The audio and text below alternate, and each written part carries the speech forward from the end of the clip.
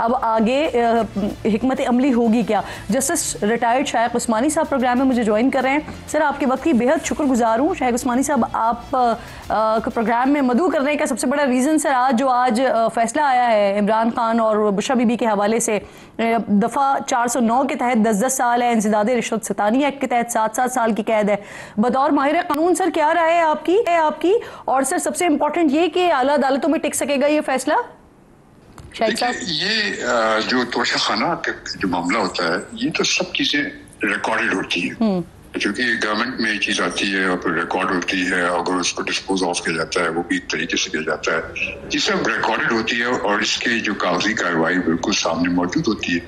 अब जो एविडेंस से प्रोड्यूस की गई, जो हमेशा चूंकि ट्रायल में तो एविडेंस पे डिसाइड होता है जो शहादत के ऊपर, तो जब जो शहादत पेश की गई उसमें ये सब गवर्नमेंट के रिकॉर्ड वगैरह सब प्रोड्यूस किए गए होंगे, तो आम लगता तो ऐसे ही है कि ये मेरे ख्याल में कामयाब हो गए वो सबूत देने में। अब ये देखना ये है कि उस सबूत में कोई नुक्सा या कोई जाली सबूत लेके आए हैं या कोई ऐसी बात है। अब ये सब चीजें अगर जब बाद में अपील में जाती है, ये केस जाएगा, यकीनन जाएगा, तो उसमें वो फिर जो अपीलेट कोर्ट इस चीज को देखेगी। लेकिन फिलहाल तो मेरे ख्याल में हर एक चीज सामने नजर आ रही है कि शहादत वगैरह सब मौजूद थी, उसके बिना पर ये सबूत हो गया। ये भी उन लोगों ने, यानी जो इमरान खान और उनकी वाइफ जो थी, उनके अलग अलग वकील भी थे, लेकिन उन्होंने अपनी दिफा में, अपने डिफेंस में कोई चीज पेश नहीं की। ये भी चीज सोचने की है। अब ये तो लगता ऐसे ही है कि ये मामला तो मुश्किल है के लिए इमरान खान और की वाइफ के लिए। सर जो खान साहब के वकील हैं सलमान सफदर, वो ये दावा कर रहे हैं कि ट्रायल अभी मुकम्मल ही नहीं हुआ था और फैसला सुना दिया गया। आप सर बहुत अच्छे से जानते हैं कानून को, मुमकिन है ये, क्योंकि समाज से लेकर फैसला सुनाने तक एक एक चीज सर फिर जैसे आप खुद भी कह रहे हैं कि रिकॉर्ड का हिस्सा बनती है सर।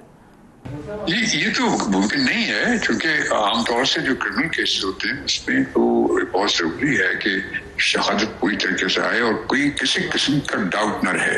ये एक उसूल है अदालत का, तो उन्होंने यकीनन फॉलो किया भी हो सकता है कि कुछ अगर गलत किया है, सही काम नहीं किया, तो जब ये अपील में जाएगा मामला तो यकीनन उस चीज को नोटिस करेंगे वो। शाइख साहब जो वकला हैं वो इस्लामाबाद हाई कोर्ट में अपील दायर करने का ऐलान कर रहे हैं, लेकिन अब इसको सिस्टम की आप बदकिस्मती कहिए या कुछ और, अलकादिर केस में भी अपील दायर हुई लेकिन उसको अभी तक टेकअप नहीं किया गया, इसमें भी फिर क्या ऐसा ही होता नजर आ रहा है आपको सर? ये तो खैर आज हमारे जो मुल्क में जुडिशल सिस्टम है बदकिस्मती से यहाँ इसमें इतने डिलेज होते हैं, जो चीजें फौरन फैसला होना चाहिए वो नहीं होता फैसला। हर बहुत वजूहत होती हैं, इसमें जो है पॉलिटिकल एलिमेंट्स भी इन्वॉल्व है, तो इस वजह से और मामला गलत रास्ते पे जा रहा है। लेकिन बहरहाल ये जो क्रिमिनल केसेस में जो एविडेंस जो पेश होती है तो आमतौर से सही होती है और बहुत कम ऐसा होता है कि नहीं होती। अगर कहीं कोई ऐसा नुक्स हो तो वो यकीनन हाई कोर्ट उसको फौरन भाप लेती है और इस पर फैसला दे देती है। अच्छा सर, मैं भी कहीं सुन रही थी कि ये जो सजाएं हैं ये जो चल रही हैं वो भी काउंट होगी, लेकिन वफाकी वजीर इत्तलात अता तारड़ साहब कह रहे हैं कि 190 मिलियन पाउंड की जो केस की सजा है वो खत्म होने के बाद इस सजा का आगाज होगा। सर ऐसे ही है? जी बिल्कुल, वो सजा यकीनन कंटिन्यू रहेगी ना, जब वो खत्म होगी उसके बाद ये शुरू हो। बिल्कुल ठीक, बहुत बहुत शुक्रिया आपका। उस्मानी साहब प्रोग्राम में आप साथ मौजूद थे, सजा जो हुई है इसके मेरिट्स के हवाले से बात कर रहे थे, आगे क्या किया जा सकता है इस पर बात कर रहे थे। एक छोटा सा ब्रेक लीजिए नाज़रीन, ब्रेक के बाद जब वापस आते हैं तो जो 2 रोज़ा कौमी कॉन्फ्रेंस हो रही है अपोजिशन की, उसमें JUIF नहीं आई है कि कौमी कॉन्फ्रेंस हो रही है तहरीक तहफ़्फ़ुज़ आइन की, और अपोजिशन की बड़ी आवाज़ और तवाना आवाज़ समझे जाने वाले मौलाना फजलुर रहमान साहब इस कॉन्फ्रेंस का हिस्सा नहीं है, उनकी जमात इस कॉन्फ्रेंस का हिस्सा नहीं है। क्यों नहीं है, क्या रीज़न है? इन्विटेशन गया था, यकीन दहानी भी करवाई गई थी जैसे कि अभी शेख वकास अकरम साहब ब्रेक से पहले बता रहे थे, लेकिन क्यों JUIF नहीं शरीक हुई है इस कॉन्फ्रेंस में? बात करने के लिए इंजीनियर ज़ियाउर रहमान साहब मेरे इंतहाई मोअज़्ज़ज़ मेहमान हैं, रहनुमाए JUIF के। बहुत शुक्रिया सर, अस्सलाम वालेकुम। अब वकास साहब कह रहे हैं आप लोगों ने यकीन दहानी करवाई थी, शफी जान साहब अभी शहजाद इकबाल साहब के प्रोग्राम में कह रहे थे कि आपकी रिप्रेजेंटेशन वहाँ पर मौजूद थी, तो आप लोग गए नहीं गए, कौन गया है, क्या हुआ है सर?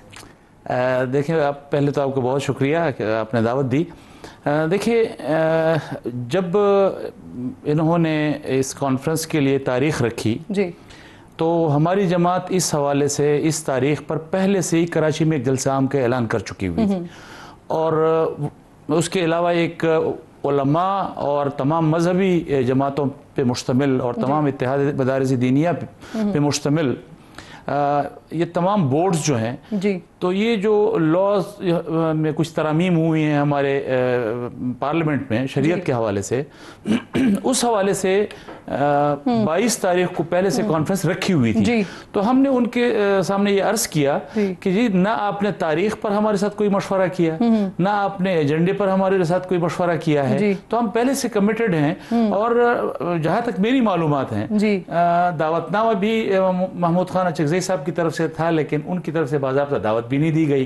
तो बहुत सारी पीटीआई की तरफ से मेरे ख्याल में ये तहरीक तहफ़्फ़ुज़ आईन पाकिस्तान के और यानी सर फिर आपको ये सारे प्रोसीजर पे एतराज़ था, इस वजह से आप लोग नहीं गए ना? क्योंकि अगर सिर्फ यही वजह है जो पहले आपने बात की कि ऑलरेडी कराची में जलसा रखा हुआ था, अगर सिर्फ यही रीज़न होता तो फिर उसके लिए तो मौलाना साहब अगर मसरूफ़ थे तो आपकी बाकी नुमाइंदगी भी तो वहाँ पे हो सकती थी। तो यही बात हमने उनके सामने रखी जब पीटीआई का वफद हम मौलाना साहब के हाथ तशरीफ लाए थे वो लोग, तो हमने उनके सामने यही बात रखी कि जी तारीख अपनी जगह पे, लेकिन जब आप उस एजेंडे को बनाने की तरफ जा रहे थे उस पर भी हमारे साथ मुशावरत नहीं हुई। तो कल को ऐसा ये इम्कान हो सकता है कि हम आपके सामने आपके इस कॉन्फ्रेंस में आपके सामने बैठेंगे और फिर हम आपसे इख्तलाफ करेंगे एजेंडे के हवाले से, तो उससे अपोजिशन में एक इंतशार का पहलू नजर आएगा। तो इससे बेहतर है कि हम आपके इस कॉन्फ्रेंस में शरीक ना हो। अच्छा, ये आप लोगों ने वाज़ेह तौर पर बता दिया था, उनके साथ सही कन्वे कर दिया गया था। अच्छा सर, कई जगहों पर यह रिपोर्ट हो रहा है कि पीटीआई चाहती है कि हुकूमत और इदारों से बातचीत की जाए और उस बातचीत के लिए जो कमेटी बनाई जाए उसकी सरबराही मौलाना फजल रहमान साहब करें। तो क्या कोई ऐसी बात हुई है? और अगर ऐसा होता है तो फिर मौलाना साहब क्या सोच रहे हैं? मेरी मालूमात के मुताबिक किरण ऐसी कोई बात नहीं हुई। नहीं। और देखें इस वक्त जमीयत उलमा इस्लाम अपोजिशन में है जी, और पीटीआई भी अपोजिशन में है, लेकिन हमारे आपस में जो पार्लियामेंट की हद तक जो इत्तेफाक राय पैदा हुआ है वो यही हुआ है कि डे टू डे अफेयर्स पर हम एक दूसरे के साथ बैठेंगे, मामलात चलाएंगे, लेकिन इस तरह की एक सूरत हाल डेवलप हो कि जी जब हम हुकूमत के खिलाफ हम अपोजिशन में हैं तो हम किस तरह इसकी मीडिएशन की तरफ जा सकते हैं कि जब हम खुद भी अपोजिशन में उनके साथ मौजूद हैं। मौलाना साहब बात नहीं करना चाहते, वैसे मुज़ाकरात नहीं करना चाहते सारे नहीं, हम सियासी अमल के हवाले से तो हम मुज़ाकरात के हामी हैं कि सियासी जमातों में मुज़ाकरात होने चाहिए, हुकूमत और अपोजिशन में मुज़ाकरात होने चाहिए, लेकिन मौलाना साहब के सरबराही में या मौलाना साहब की मीडिएशन में ये चीज़ हो, ऐसी कोई चीज़ ग्राउंड पे मौजूद नहीं। और अगर होती है तो मेरे ख्याल में मौलाना साहब कबूल नहीं करेंगे। मौलाना साहब को पहले हुकूमत पर एतमाद नहीं है क्योंकि वो अपोजिशन में है। फिर ये कि पीटीआई की क़यादत इस वक्त जो बाहर है, हाँ। उनके आपस में जो मामलात हैं किसी एक पॉइंट पर इकट्ठा होना, तो जब दोनों अतराफ से मौलाना साहब को ये इदराक होगा कि हुकूमत की तरफ भी एतमाद नहीं होगा और अपोजिशन के मामलात भी इस तरह होंगे, तो ऐसी मौलाना साहब की कभी इस तरह की आदत नहीं रही कि वो इस तरह के मामलात में फिर जंप इन करें और वहाँ उसमें ये बात करें। सर, महमूद खान अचकज़ई साहब को और अल्लामा राजा नासिर अब्बास साहब को जिम्मेदारियां दी हुई थी और पीटीआई के लोग आज से एक हफ्ते पहले तक की बात भी कर रहे थे कि जो भी डिसीजन होगा वो वही लेंगे, लेकिन आज जब खान साहब की तरफ से पैगाम आया है तो उन्होंने कह दिया है कि सुहेल आफरीदी साहब तैयारी करें तहरीक की। तो क्या तैयारी क्या वो जो काम नहीं कर पाए या वो जो सोच रहे थे खान साहब वो उनकी क्या कहते हैं उस पर पूरा नहीं उतरे उम्मीदों के ऊपर? देखिए किरण, आपके सवाल में ही वो जवाब है कि जो हम समझते हैं इब्तिदा दिन से। देखिए, मौलाना फजल रहमान साहब ने अगर पिछले दफा भी पीडीएम की इस इत्तेहाद की क़यादत की थी तो वहां पे एक फार्मूला तय था कि ये जमातें हैं और इन जमातों की क़यादत मौजूद है और ये क़यादत जो है ये फैसला करके बाहमी क़यादत फैसला वो लोगों के सामने आई। आखिर में मुझे बता दें क्योंकि मुझे बिल्कुल ब्रेक लेना है, ये गजा फोर्स आर्म्ड फोर्स पाकिस्तान की शमूलियत की बातें हो रही हैं, JUIF कैसे देख रही है इसको? देखिए, इस वक्त तक अभी तक हमारी हुकूमत ही तज़ब्ज़ुब का शिकार है इस हवाले से, तो फिर जमीयत उलमा इस पर क्या, यानी एक तरफ वो ऑफर दे रही है, एक तरफ से उनके अंदर से रद्द अमल भी आ रहा है कि वहां पर अमेरिका के इत्तेहाद में जब ये सारी चीजें होंगी तो क्या हम गजा के मुसलमानों को कोई स्पेस,